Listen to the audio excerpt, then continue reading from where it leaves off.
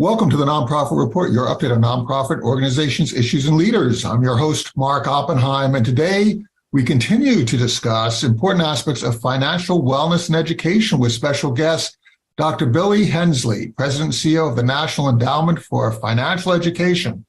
So, Billy, thank you so much for joining us. It's just great to see you. Thank you very much. I'm happy to be here. So, we had a conversation a couple days ago on Tuesday with three leaders who explored the meaning of financial wellness. And if you take a look at NEFE, you've been around for 4 decades, you provided financial education, and you're evolving into a champion of financial education by providing leadership, research, and collaborations to advance financial well-being. So talk a little bit about that journey, talk about your history and where you are now in your arc, and then let's talk about some of your programs. Sure. Well, when you think about the professionalization of the financial planning industry, we were part of the beginning of that. Back before NEFE existed, we started, and I say we because we're an offshoot of the College for Financial Planning. And the College for Financial Planning created the designation Certified Financial Planner. The goal was to professionalize the practice and role of financial planners in the financial planning industry.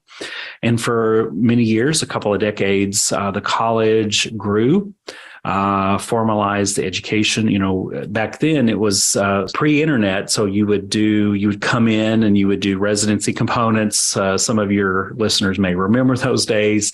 You would mail in your assignments, and then you would have residency components. And in the 80s, the leadership at the time felt that they should give back. They should do something to help young people understand financial planning, understand personal finance management. And they created the high school financial planning program as a component of an outreach program by the College for Financial Planning. And that was very successful. They launched it in Denver, and then it went national the following year, from 84 up to 85, then it went national. And in 1992, the leadership and the board of the college decided to create the National Endowment for Financial Education to become the parent organization, the umbrella organization of the college. They were expanding their offerings into graduate programming. I think on some levels, they wanted to professionalize the charitable nature of the work, oversee the endowment of the college. So this is a school that is not necessarily focused on people who have infinite means, right? You're talking about democratizing this idea of financial planning and bringing it to everybody, bringing it to people who perhaps already have professionals that they're employing or that they contract with, but then to people who are not necessarily in that personal position, maybe have skills that they could share with other people, but also can take advantage of this knowledge if they could only learn it.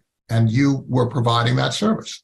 Right. We the college worked to create hundreds and thousands of professional certified financial planners, so that the bar, the minimum standard, was a high bar to help as many people and clients as they could reach. And there's great value in that.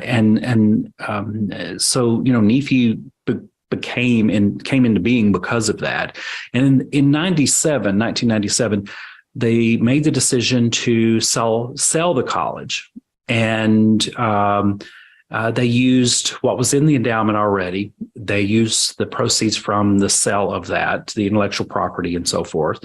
And then the following year, they sold the campus. They had built a new campus for the college in the late 80s. And then NEFE became a separate charity organization. And we did many years of partnership work. We funded grants. And so we became at first a grant making foundation, but evolved into an operating foundation, which means we execute our own charitable work. We don't just sort of write checks to others to do that. And, so about half of our history was as a higher education institution, and we've been NEFI for 30 years and 25, well, I guess 26 years now as a separate foundation. And we saw the need for, you talk about democratizing financial planning. We wanted to democratize financial information and financial education. So we took it a step further, and we started growing our programming work. We created a college program. We created something called Smart About Money, which was meant to reach working adults. At our peak, in terms of sort of outreach, we were direct to consumer, and then we reached out to intermediaries like teachers, like college administrators, those who would use our materials. We worked with national partners like Habitat for Humanity and Dress for Success and Catholic Charities and the Boy Scouts, and helped them create materials, outreach items, lessons, programming for their clients, for their constituents. We did lots of work on awareness. We started doing national polling.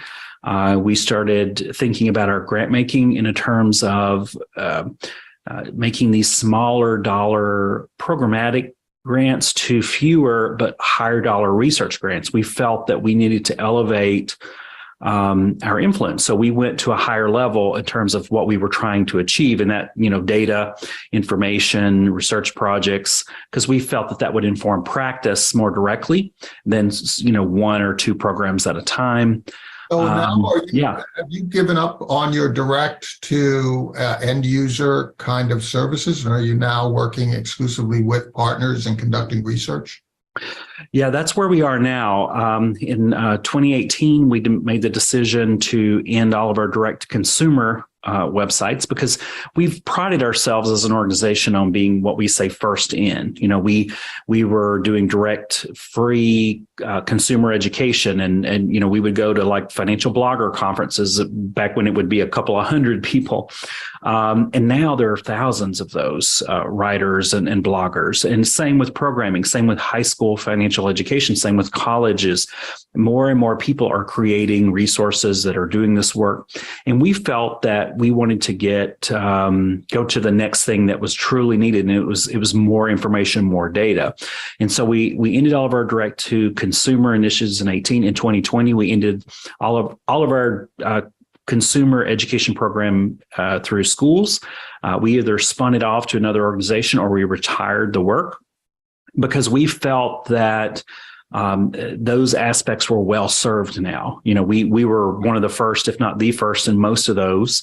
And now there's many people and organizations who do that well. And so we're at the next phase of this. Creating direct services and knowledge so that people can support themselves. This idea is very strongly disseminated throughout the direct services community today. So it's now no longer seen as, we will provide you with a meal today or housing today, and somebody else will provide you with financial training. Now it's all done out of one hand. And you're absolutely right. The people with those kinds of direct contacts on a local basis are better positioned than you would be, because they have the local knowledge, they have the local trust. Right. That's exactly right. And I don't like the savior mentality anyway. I grew up in Central Appalachia, and that sense of someone else coming in to swoop in and save the day.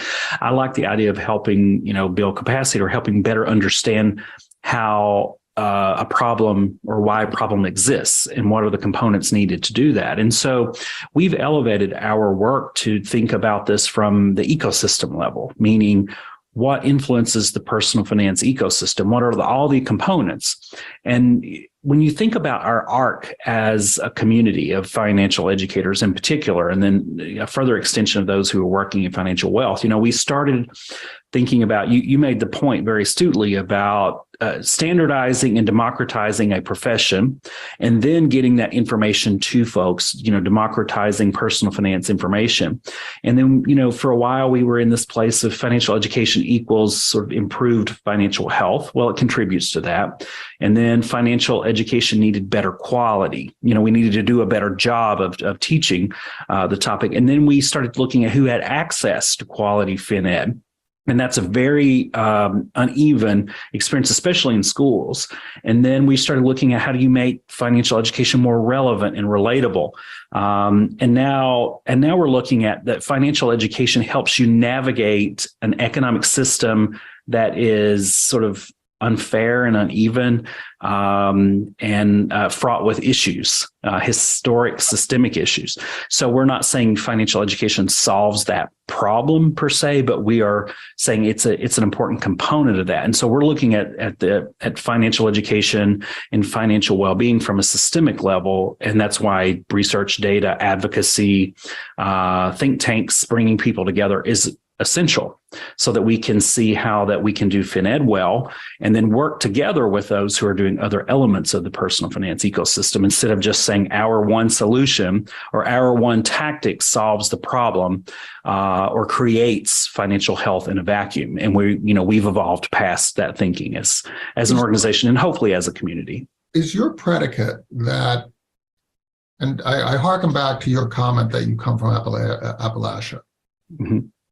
Is your predicate that the lack of financial education and knowledge creates a systemic inequity that, until that is balanced within different communities that might be outside of cities, in rural areas, communities of color, communities of new immigrants,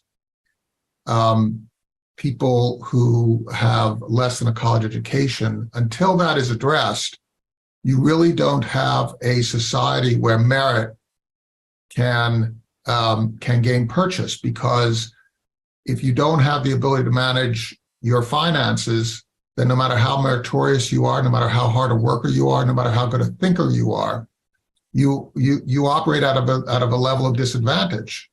Is that part of what you're thinking, Billy?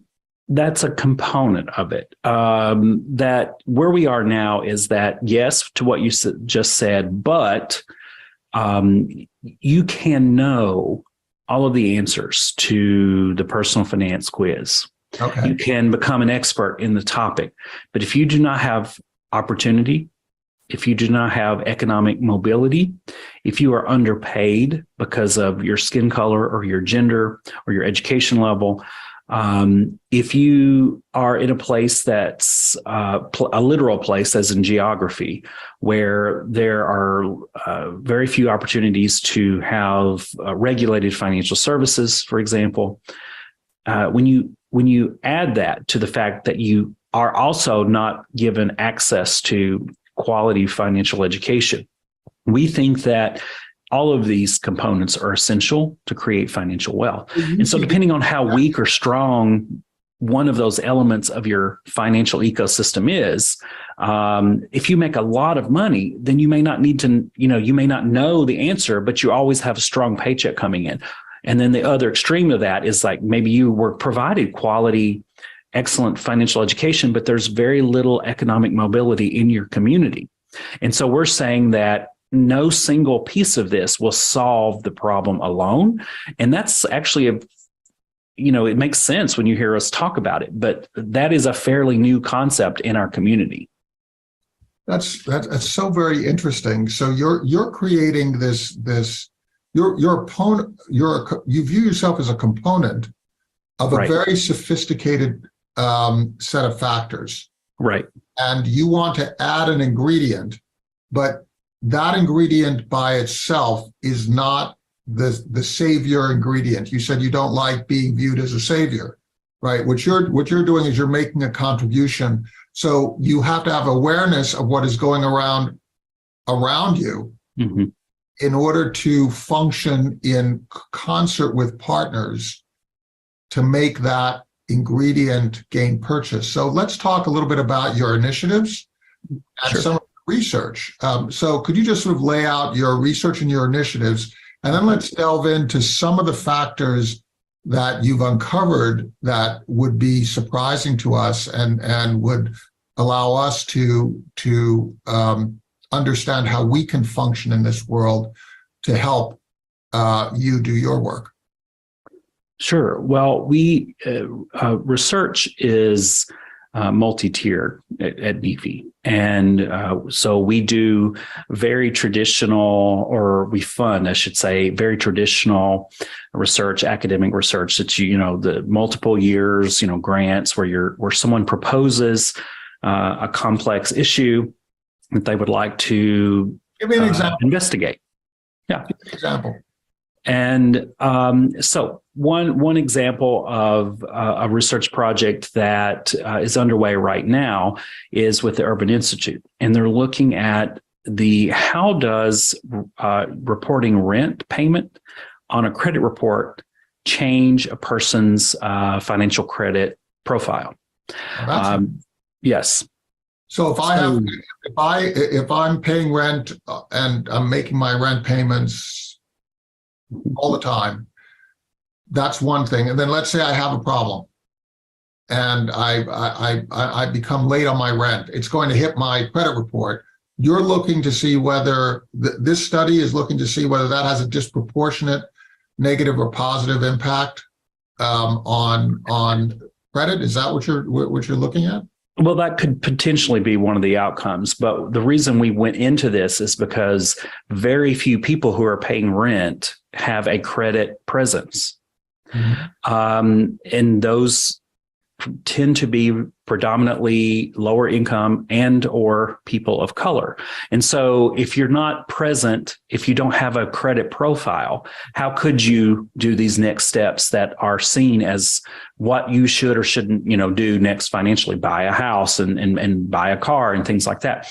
Until you are present or have a credit profile, how could you be seen as credit worthy, even though people have been doing things like paying rent and paying utility bills for many years? It's not about paying on time or not. It's about creating, and what does your presence and creation of credit profile actually do? Does it give you enough or proper agency to be able to have the ability to make more financial decisions that you would have been closed out of before? So that's an example of that. We're doing other projects on understanding our current measures of financial literacy. So it's, a scale that shows, are you financially literate or not? That phrasing is, some people like it, some people don't, but it's what we have at the moment. But we're looking at, have those been vetted to account for multiple experiences of cultural capital and experience and representation. And so those are sort of those long-term academic research projects. We're looking at family socialization. How does being socialized into discussions about money influence your confidence and so forth in making financial decisions? We also do lots of consumer polling, so opinion polling, national polling on topics. An example of one that got a lot of attention last spring during April, which is Financial Capability Month, as we surveyed Americans on this topic. Do you think every young person in high school should be required to take a class in financial education to graduate? 88% said yes.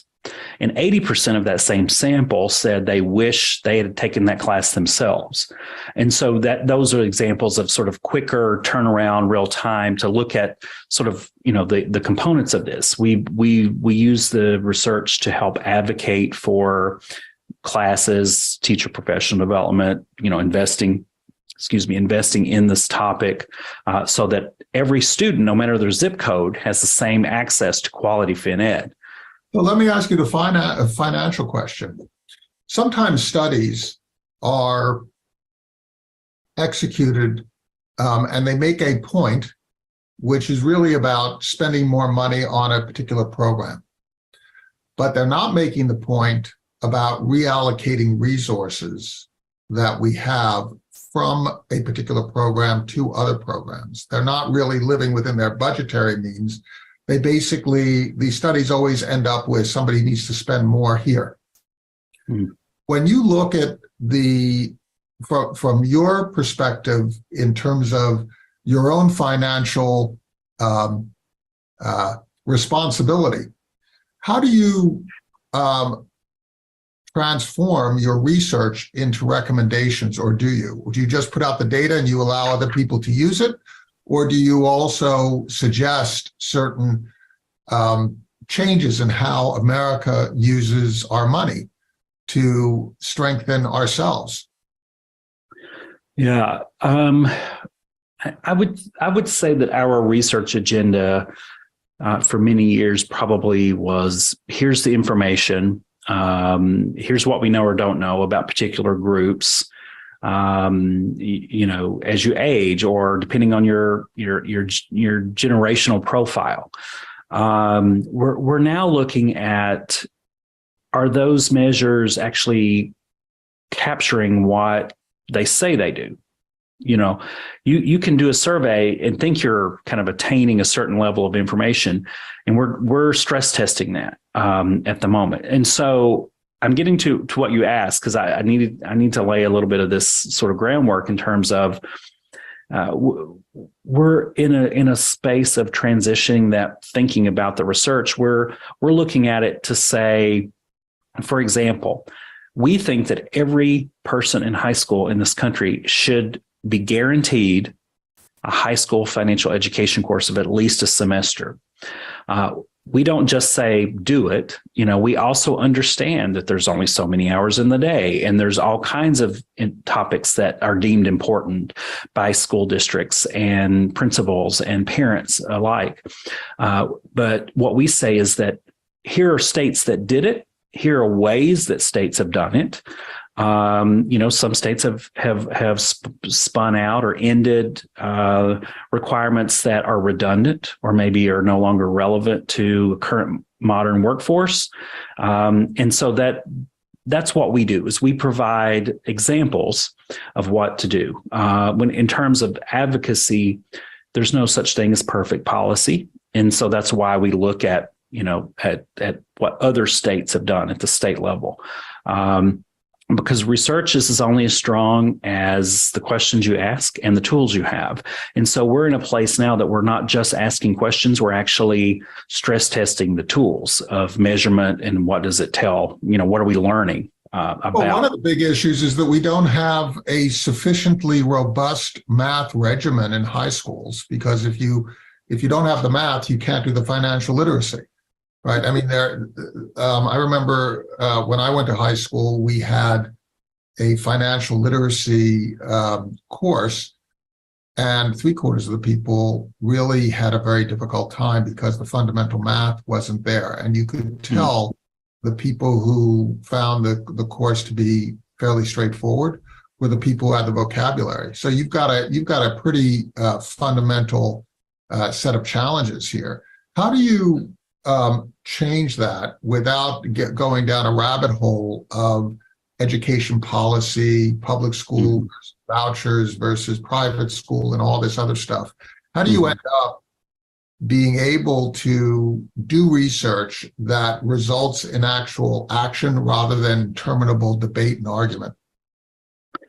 Well, you know, that's one of the reasons we focus on giving examples of where it's worked, instead of just saying, here's a finding, you know, 88% of your constituents want this, and then here are the outcomes. You know, the outcomes data on financial education in schools is very clear. You know, the credit scores are over 20 points higher than a state that doesn't require it. Revolving debt is lower. You borrow better for college. You have fewer delinquencies. Everything points to a very clear, a stronger place to start financially. And it would seem that you should be able to finesse the Democratic Republican Party nonsense, because really everybody wants people to be self-sufficient. And it doesn't matter if you're the most liberal or progressive of progressives or the most conservatives of conservatives, right? Who's going to be against self-sufficiency in this country, right? Right.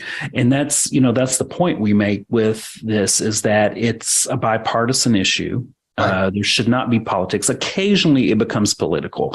We've seen this in a few states where it's not a bipartisan support, but by and large, the 15 states that now have a one semester requirement to graduate, almost all of them passed it with a near unanimous yay in the House side and the Senate side of state legislatures. We've seen it become political when maybe a particular something else was tied to it, or what they were proposing to eliminate, maybe people didn't like, or maybe they just didn't like, it was just the state of the political affairs in that particular state. But when you have states like Florida, Georgia, and Michigan passing this based on the research, based on the data, based on the outcomes at a near unanimous rate, it shows you that there is will for this.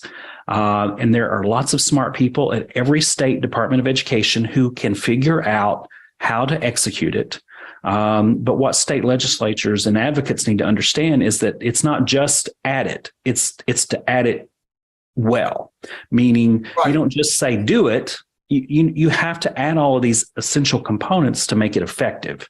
And that's where we want to give examples. Are you finding that students absorb this information better when it goes from being less theoretical to being more practical, where you take out a wallet and you basically say, okay, let's look at what we have here and what you want to buy and what you might want to buy in the future. How do you plan? Those kinds of examples, which are real, present there today, as opposed to talking about sort of theoretical models. Are you going into that type of research? What type of education works best? Or are you mostly focused on the policy prescriptions at a much more high level, at a 30,000 foot level? Well, I mean, that's what I was meaning when I was saying that we're at a place now that we believe that financial education does not solve the problem of poverty, doesn't solve the problem of financial inequities, but it does help you navigate that economic system that is unjust and unfair. And so we feel that if financial education is truly effective, it not only has to be relevant and timely, to your point, it also has to recognize and have a discussion about the history of inequity, economic inequity in particular, meaning I'll use where I grew up as an example. We mentioned that for a moment. For generations, being able to own a home is one of the ways that helps people advance economically and grow, the value of that growing. And for generations, in certain parts of Appalachia where I'm from, companies owned every piece of the economic system. There were company towns, extractive. You could not own homes. Right. You could not own a home. You could not purchase anything in that town. Right. Without using the script, meaning it wasn't even money. Right. It was just tokens basically from the company. And so for generations, my ancestors could not own property in a way that helped them build wealth. And those that did own land, they were land rich and resource poor. Right. And if you sold your land, you sold it for 10 or 12 rifles and half a dozen pigs, if you were lucky. And then the company took billions of dollars, literal billions and billions of dollars from that land. And the owner or the people who settled that region had no part of that economic mobility. Right. And so we see that same thing at a much worse examples happening in communities of color. The economic system that's built on white supremacy, for example, in many ways, truly, has, we feel that financial education, if we have those discussions about you're not as bad at money necessarily as you think, there's a lot of things stacked against you. Not only are there multiple hundreds of companies a day trying to get your money and get in front of you, and billboards and marketing and whether they're whether they're honest or dishonest practices, there's so many people trying to get your money and layer into that the racism that's there, the homophobia that's there, the unfair practices. Some people say there's too much regulation. Some people say there's not enough regulation. Some people say we need to be able to use education as a tool to just teach people and then let them decide. But if the system isn't designed in a way that's equitable and fair, financial education can't do very much. And so what we're saying is that part of that conversation about financial education, to make it effective and relevant to your points, is that we also have to understand how certain regions, communities, races, genders, and so forth have been treated in the past, and why the wealth and equities are so vast. But I take another lesson from what you're saying. These problems do coexist, and each of those problems, because they're so big, they're so complicated, each of them can't be addressed as a whole. It's like trying to eat a whole week's worth of food within one sitting, and so that you can save time for the rest of the week, right? You can't do it. Right. What I take from what you're saying, Billy, is that what we can do is learn lessons today that will allow us to have more power to address these other issues. Right. And you sort of choose your issues. If you're in Appalachia, you'll have a particular set of issues. If you have a family history, you have a particular circumstance. If you're in inner city Chicago, you might have a different set of issues associated but different on the ground, right? If you are an immigrant coming in and you don't have any capital whatsoever and you don't have family connections, but there might be a community around you, you have different issues. Each of those issues, if you take the subset of learnings about finances and apply them in that environment, and you have policymakers who are paying attention to their constituents in DC, you might be able to create a little bit more room and a little bit more power to create self-sufficiency, which is in everybody's in this country's interest. So as we wrap up here, talk about what kind of impact you want to have in the next 5 years. How do you want the National Endowment for Financial Education? How does your board want the National Endowment for Financial Education? How do they want this organization to be known? And in 5 years, if you're looking back to today and you're saying, wow, we had a great impact over these last 5 years, what will that look like? Well, our mission says that we champion effective financial education. Our job is to do as much as we can to understand how to make it as effective as possible. And one of the ways that we're looking at that now is giving more voice, listening more, understanding what works and what doesn't in different communities. So in 5 years, I would like that an essential component of every financial education class in this country is a discussion of economic oppression. And what does that mean at your household table when you're balancing your checkbook or when you're looking at your financial life and your financial goals? And it's about understanding the system that's there and improving the system. But in the meantime, we have to live in it. And so learning as much as we can. And what does having agency and information do for us? Knowledge, what does that do for us in the system that exists while championing a change to that system that creates more opportunity for economic mobility. And I think that means better measures of what we do and how we do our work effectively. I think that means more access. In 5 years, I would like to see every student in every high school have a full semester class in financial education. And what that financial education looks like are points you've made, that it's timely, it's relevant, it's relatable, it's taught by a well-trained educator. And we are having these discussions about economic inequality in this country and how does financial education contribute to the improvement of that. So in many respects, you're hearkening back to Emerson's essay on self-reliance, right? In other words, part of what you're doing is not just doing a top-down, educating people who are less educated in finances. Now you're talking about how do you connect the dots between all these different factors, including financial education, so that people become more self-reliant and more empowered, that they get to craft their own future by not only a change in skills, but also a change in mindset. Is that part of what you're looking for? Right. I don't know the essay that you're talking about, but I think our example of this is 10, 15 years ago, most of the people in our community, meaning financial education community, drew a pretty straight line between financial education and financial well-being, that one equated the other. And what we're saying is that straight line may work for very few people.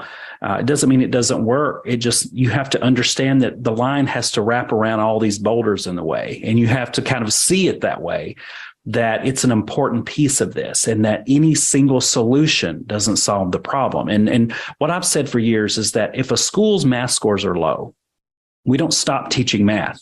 We look at multiple ways to improve math instruction, math outcomes, engagement with the topic, textbooks, what students know when they get to my classroom.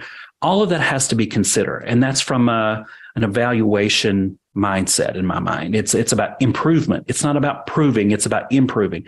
And if we continue to try to improve the state of financial education within the economic ecosystem, then I will be very happy with that. And I don't know if that's exactly what was the point was being made in that essay, but that's how I see it. And I would love to read the essay. So if you don't mind sharing it sometime, I would love to read. I'll send it to you. Thank you. Like it. Dr. Billy Hensley, President and CEO of the National Endowment for Financial Education, thank you so much for your insights, and thank you for sharing the work of your staff, your board, your partners, and your funders. It's just so wonderful to have you on. Thank you very much.